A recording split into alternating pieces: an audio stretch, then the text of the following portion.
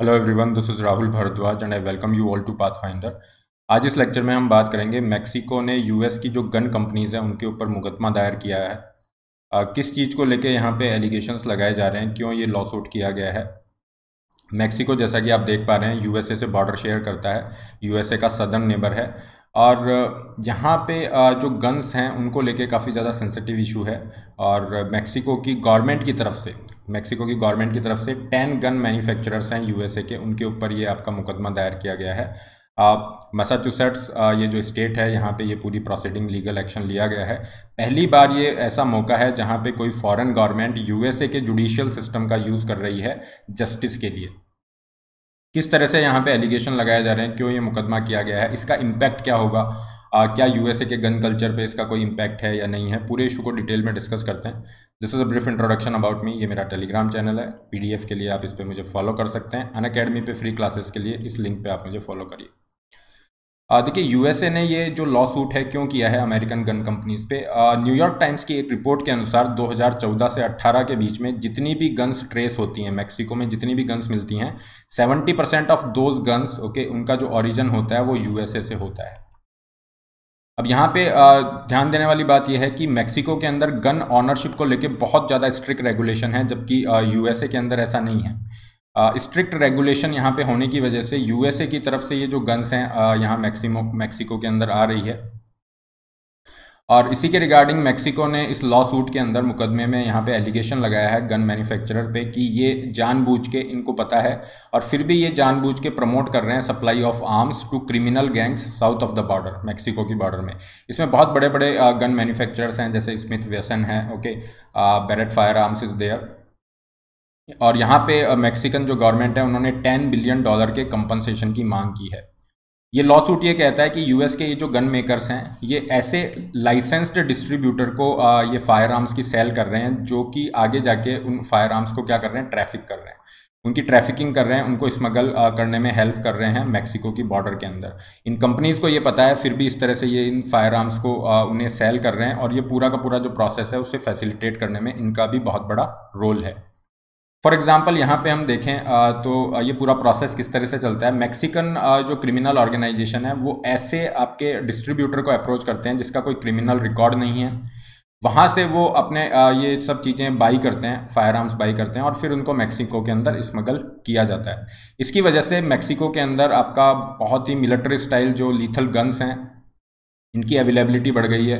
ये जो ड्रग वार है उसके अंदर जो किलिंग्स हैं उनका नंबर बहुत तेज़ी से बढ़ रहा है। फॉर एग्जांपल लास्ट ईयर अगर हम देखते हैं तो लास्ट ईयर 36,000 लोगों की जान चली जाती है, और इस साल already 16,000 people have already died. ये ऑफिशियल फिगर्स हैं। और इसी वजह से यहाँ पे जो है मेक्सिको ने ये जो गन मैन्युफैक्चरर्स हैं इनके ऊपर ये मुकदमा किया है। और यहाँ पे ये कहा जा रहा है कि ये जो गन मैन्युफैक्चरर्स हैं ये पूरी की पूरी जो फायर आर्म्स हैं इनकी जो स्मगलिंग का ये पूरा रूट है, प्रोसेस है, इसको ये फैसिलिटेट कर रहे हैं। यहाँ पे कुछ रेगुलेशन रेस्ट्रिक्शन होना चाहिए, और यहाँ पे मेक्सिको की तरफ से कंपनसेशन डिमांड किया गया है $10 बिलियन का।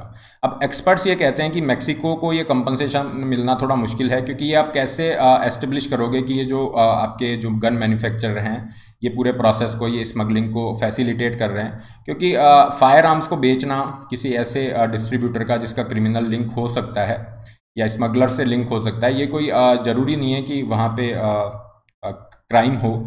और इसके अलावा यूएसए का जो लॉ है वो गन मैन्युफैक्चरर्स को शील्ड करता है from being sued by victims of gun violence और देयर रिलेटिव्स, है ना। जो गन वायलेंस के विक्टिम्स हैं वो यहाँ पे गन मैन्युफैक्चरर पे कोई मुकदमा ना करें, इसके लिए यूएसए ने इनको प्रोटेक्शन दिया हुआ है।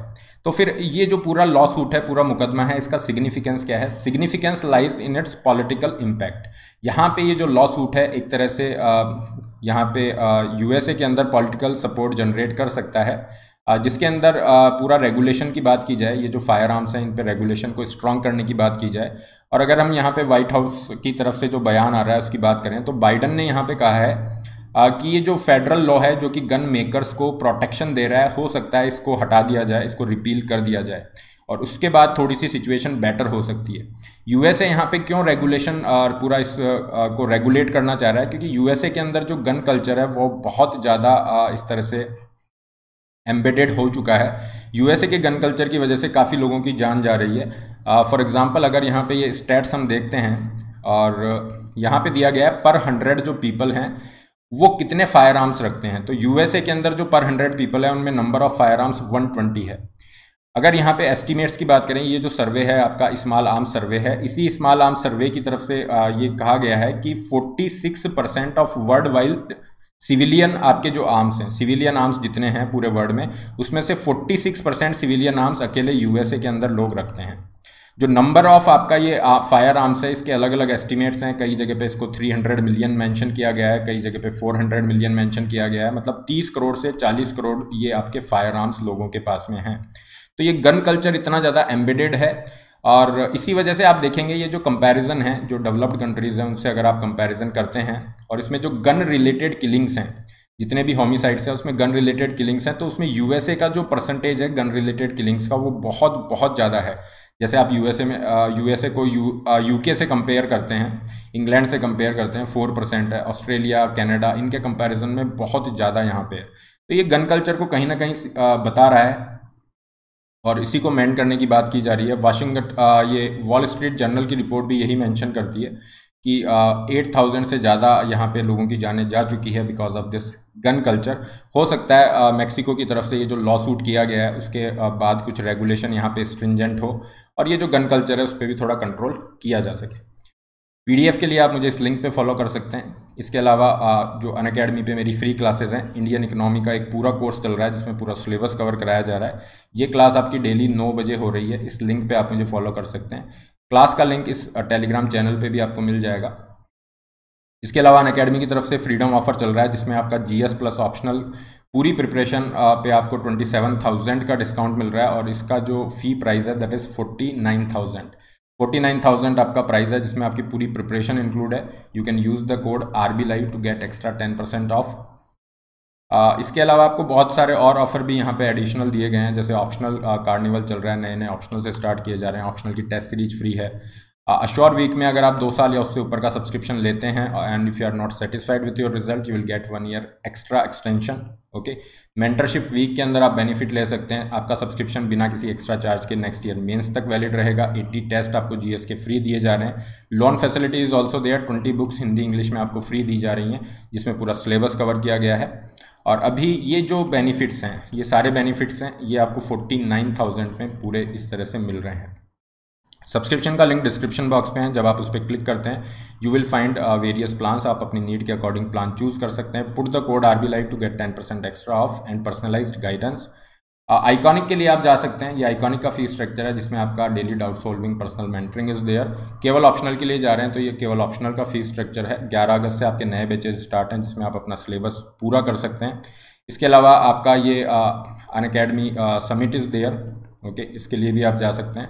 कॉम्बैट होगा आपका संडे को सुबह 8 बजे और यहाँ पे अगर आप अच्छा परफॉर्म कर रहे हैं काफ़ी सारे प्राइसेस जीत सकते हैं। फ्री टेस्ट सीरीज में भी आप पार्टिसिपेट कर सकते हैं। This is all for today. Don't forget to like, share and subscribe. All the best, have a great day.